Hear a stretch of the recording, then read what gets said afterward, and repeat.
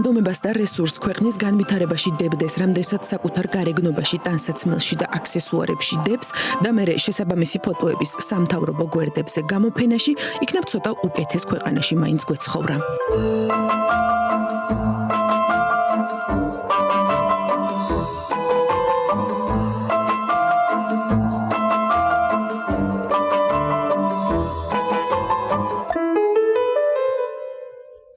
მაგას ძვირიანი ბრენდები უყვარს. არასდროს აცვია ერთი და იგივე. საგარეო საქმეთა სამინისტროს გვერდი ძვირიანი ბრენდების სარეკლამო პეიჯი გეგონებათ. ერთი და იმავე ადგილას გადაღებული უამრავი ერთნაირი ფოტოთი, მუდმივად სხვადასხვა, ძალიან ძვირიან ტანსაცმელში, რომელსაც ცხადია საკუთარი 12,000 ლარიანი ხელფასით ყიდულობს.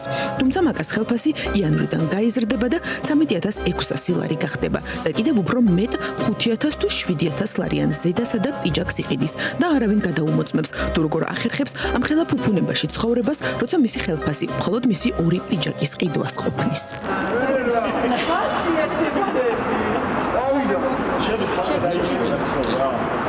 ასევე გაიზრდება ეკონომიკის მინისტრის მარიამ ქრივიშვილის ხელფასიც. მარიამსაც უყვარს კარგი ჩაცმა, ძვირიანი. თან ამ რამდენიმე 1000 ლარიანი პიჯაკებით მშიერ და ღარიბ ხალხს მოუყვება, რომ ეკონომიკა იზრდება და ქვეყანაში ამ მხრივ ძალიან კარგი მდგომარეობაა. ჩვენ ხედავთ, რომ ჩვენი ქვეყნის ეკონომიკა წლიდან წლამდე იზრდება და ჩვენ მათ შორის შეგვიძლია რომ გასული წლების სტატისტიკასაც გადავხედოთ და დღეს ვიამაყოთ იმით, რომ ჩვენი ქვეყანა ნამდვილად არის მოწინავე და პირველია ეკონომიკური ზრდის ტენდენციებით. ეკონომიკური ზრდის ტენდენციებით ჩვენი ქვეყანა პირველიაო, თქვა მარიამმა რამდენიმე დღის წინ. აქედან კიდევ რამდენიმე დღეში კი ივანიშვილის პრემიერმა მოგვახსენა, რომ ჩვენი ეკონომიკის განვითარების დონე ძალიან დაბალია. ჩვენი ეკონომიკის განვითარების დონე ჯერ კიდევ საკმაოდ დაბალია. პირველად გადაცდება ერთსულ მოსახლეზე ჩვენი ეკონომიკა $10,000 წელს პირველად ისტორიაში. თუმცა ჯერ კიდევ ჩამორჩებით მაგალითად ევროკავშირის წევრ ყველა ქვეყანას, ყველაზე ღარიბ ქვეყანასაც კი დაახლოებით 30-40%. ანუ რა გამოვიდა? ეკონომიკური ზრდის ტენდენციებით პირველი ვართ და ამავე ეკონომიკის განვითარების დონით ბოლო რაღაც არ გამოდის, მაგრამ მიუხედავად იმისა, თუ რა სიტყვიან ივანიშვილის მინისტრები, უბრალო ხელფასზე მყოფმა მოქალაქემ და უბრალო პენსიონერმა ზუსტად იცის, რომ შემოსავალი არაფერში ყოფნის, მით უმეტეს უკიდურესად გაზრდილი ფასების ფონზე. პენსიაზე მომატებული 20 ლარი კი ერთი სახეობის წამლის შესაძენადაც არ არის საკმარისი. ხალხი დიდრდება. სხვათა შორის ღარიბაშვილიც იძახდა, ეკონომიკა იზრდებაო და აღმოჩნდა, რომ პირად ეკონომიკას გულისხმობდა. უბრალო მოქალაქე კი ვერც მაშინ გრძნობდა უკეთესობას და ვერც ახლა გრძნობს. თორემ მაღალჩინოსნები, ყოფილები თუ მოქმედები ყველა ძალიან დიდრები არიან. ზოგი ბიუჯეტის ფულის მოპარვის ხარჯზე, ზოგიც უკანონო შემოსავლების. რაც აქამდე გაირკვა, ხომ უკვე დადასტურებულად ვიცით. რაც აწი გაირკვევა, ის კიდევ უფრო გაგვაოცებს. ასევე მინდა შეგახსენოთ, რომ შარშანდელი მონაცემებით სიგარების მაჩვენებელი ჯერ კიდევ იყო 9.4%. ეს ნიშნავს იმას, რომ 350,000 ჩვენი თანამოქალაქე ჯერ კიდევ ცხოვრობს სიგარებაში. არ ვიცი კობახიძეს ეს რიცხვები საიდან მოაქვს, მაგრამ სოციალური მომსახურების სააგენტოს მონაცემებით ოქტომბერში საარსებო შემწეობის მიმღებთა რაოდენობა 7,845 ადამიანი იყო. ეს რიცხვი ბოლო პერიოდში გაზრდილია. გასული წლის ბოლოს სოცდახმარების მიმღებთა რაოდენობა 671,327 იყო, რაც მოსახლეობის 18,1% შეადგენდა. ბავშვთა სიღარიბეზე აქ აღარ მოუყვები.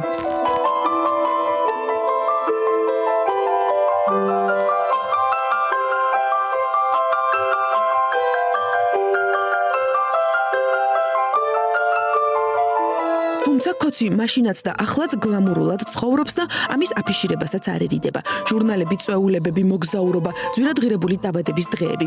აი ის დაბადების დღეები ღარიბაშვილის ცოლს რომ ვითომ დაქალები უხდიდნენ და მერე კორუფციულ ბრალდებებში გახვეულებთან Facebook-იდან ფოტოებიც რომ წაშალეს. ეკონომიკის ყოფილი მინისტრის მოადგილის რომეო მიქაუტაძის ცოლის 100,000 ლარიანი დაბადების დღეც ხომ გახსოვთ. რომეო ახლა ციხეშია. მისი დრო უფრო ადრე დადგა, ვიდრე სხვების. იმ სხვებისაც მალე დადგება. მალე თუ არა, გვიან მაინც.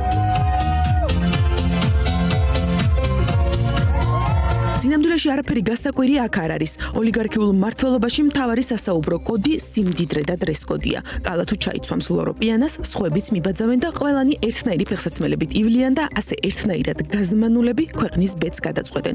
აქ დიდი ხანია უკვე ერთი ძალიან მდიდარი ადამიანი წყვეტს ამ ქვეყნის ბედს, მათზე მომუშავე სხვა მდიდარი ადამიანების საშუალებით. ეს ხალხი სწორედ მისი სიმდიდრის გარშემოა თავმოყრილი. რაც უფრო ახლოს ხარ მასთან, მით უფრო მდიდარი ხარ. თუმცა ეს ძალიან საფრთხილოა. ნებადართულ კორუფციასაც ცოდნა უნდა, ნამეტანი არ უნდა მოგივიდეს. საქართველოს გენერალურმა პროკურატურამ განსაკუთრებით დიდი ოდენობით უკანონო შემოსავლების ლეგალიზაციის ფაქტზე საქართველოს ყოფილ პრემიერ-მინისტრს ირაკლი ღარიბაშვილს ბრალდება წარუდგინა. თუ ოლიგარქთან ახლოს ხარ, დეპუტატობაც გარანტირებული გაქვს ფულთან ერთად. ამისთვის არც განათლება დაგჭირდება, არც წესების ცოდნა, გამართული კითხვაც არ მოგეთხოვება. ხო, პრეზიდენტის შეგიძლია გახდე, ისე რომ დიპლომი არ გქონდეს. გამარჯობათ მეგობრებო, მოკლედ დღეს მე მომიწია კომიტეტის წაყვანა და მე მგონი გვაქვს ქორუმი და შეგვიძლია დავიწყოთ სხდომა. დღის წესრიგი გვაქვს ესეთი. საქართველოს მთავრობის მიერ საკანონმდებლო ინიციატივის წესი წარმოდგენილი საქართველოს კანონპროექტი ეროვნული საარქივო ფონდის და ეროვნული არქივის შესახებ საქართველოს კანონში ცვლილებების შეტანის თაობაზე.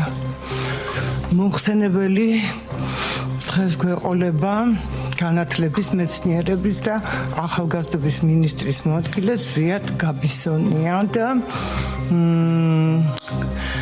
გთხოვთ ხელისაწევით დამიდასტუროთ დღის წესრიგი. მადლობა ყველას და ახლა ვინ არის მომხრე რომ ხარი დაუჭიროთ ამ საკანონმდებლო ინიციატივის წესი წარმოდგენის საქართველოს კანონპროექტს ეროვნული საარქივო ფონდისა და ეროვნული არქივის შესახებ საქართველოს კანონში ცვლილების შეტანის თაობაზე. პირველი მოსმენით. კარგი, ძალიან დიდი მადლობა. სხდომა დასრულებულია. შეგაწუხებთ მეორე მოსმენისთვის. ამ კადრების გავრცელებისა და მასზე საზოგადოების კრიტიკული რეაქციის შემდეგ ეკა ჭიჭინაძემ, რომელიც ივანიშვილის ცოლის ახლო მეგობარია, ბიძინა ივანიშვილთან და ეკატერინე ხვედელიძესთან ერთად გადაღებული ფოტო გამოაქვეყნა და ამით მიანიშნა ყველას, რომ მას არ სჭირდება შესაბამისი განათლება და ელემენტარული უნარები იმისთვის, რომ დეპუტატი იყოს, რადგან მას ეს ფოტო აქვს. ფოტო ამ ქვეყნის პატრონთან. ოლიგარქის გარშემო წრეზე ის პირველ რგოლშია. ამიტომ უფლება აქვს კომიტეტის სხდომა ისე წაიყვანოს, ისიც არ იცოდეს, რომ კანონპროექტი ან ცვლილება როდის რომელი მოსმენით გადის და ეს ფურცელზე დაწერილიდანაც ვერ ამოიკითხოს. დღის წესრიგი შედგება ერთი საკითხისგან, კერძოდ საქართველოს მთავრობის მიერ საკანონმდებლო ინიციატივის წესით წარდგენილი საქართველოს კანონის პროექტი ეროვნული საარქივო ფონდისა და ეროვნული არქივის შესახებ საქართველოს კანონში ცვლილებების შეტანის თაობაზე მეორე მოსმენა. განიხილება დაჩქარებული წესით და ბატონი საქართველოს განათლების, მეცნიერებისა და ახალგაზრდობის მინისტრის მოადგილე ზვიად გაბისონია იქნება მომხსენებელი.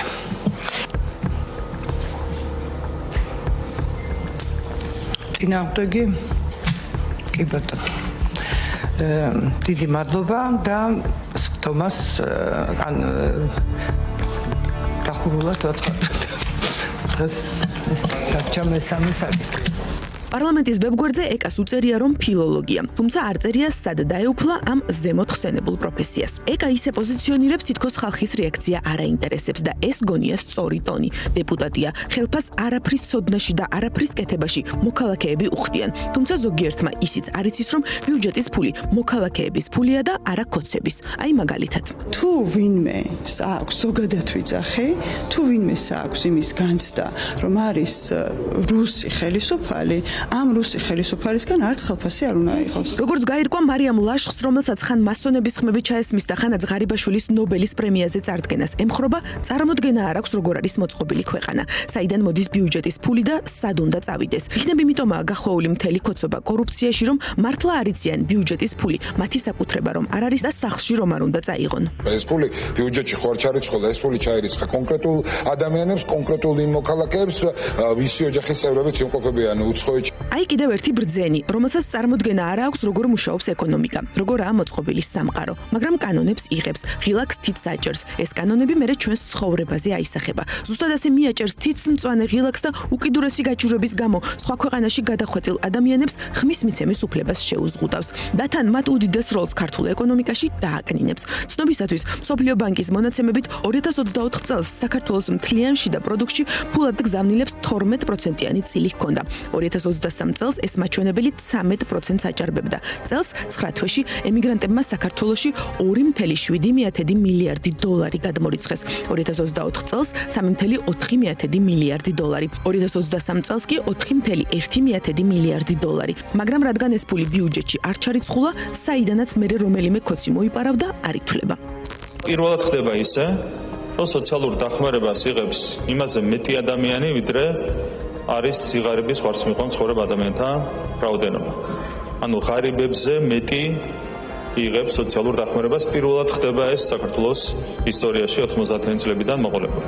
ივანიშვილის პრემიერმა პარლამენტში ისიც თქვა, სოციალურ დახმარებას ზედმეტად ბევრი ხალხი იღებსო. ყველამ იცის, რომ ეს ხალხი საარჩევნოდ სჭირდება ოცნებას და მათ ხმებს სოციალურ დახმარებაშიც ცვლის. ახლა არჩევნები ჩავლილია და დახმარებას მოუხსნის. მომდევნო არჩევნებამდე რამეს სხვას მოიფიქრებენ. მანამდე კი ყველა სამთავრობო გვერდი მათ პირად საგამოფენო სივრცედ არის ქცეული.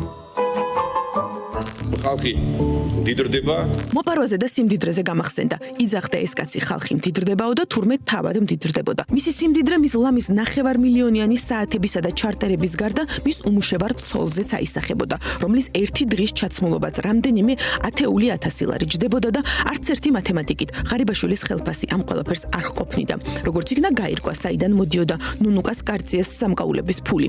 კიდევ ბევრი გაირკვევა. ქოცებად რომ იქცნენ, უკვე მდიდრები რომ იყვნენ, არც იმათ დაუკვლიათ კორუფციაო ამბობენ. ყველას დრო მოვა. უკვე დასანქცირებული, გამწარებული ოლიგარქის მწარე ხელი, რომელსაც საერთაშორისო ბანკები სანქციების გამო საკუთარ ფულს არ უბრუნებენ, ყველას მიწვდება და მართლა არ ვიცი, რისი იმედი აქვს იმ ხალხს, ვისაც გონია რომ ეს ყველაფერი მათ არ შეეხებათ. მაგრამ როგორც ერთ ქართულ ზღაპარშია, ერთი დრო არავის შერჩება და იმ ქართულ ზღაპარში ერთი დრო არც თავად იმ ხელმწიფეს შერჩა, რომელმაც მის ქვეშევრდომებს არაფერი შეარჩინა.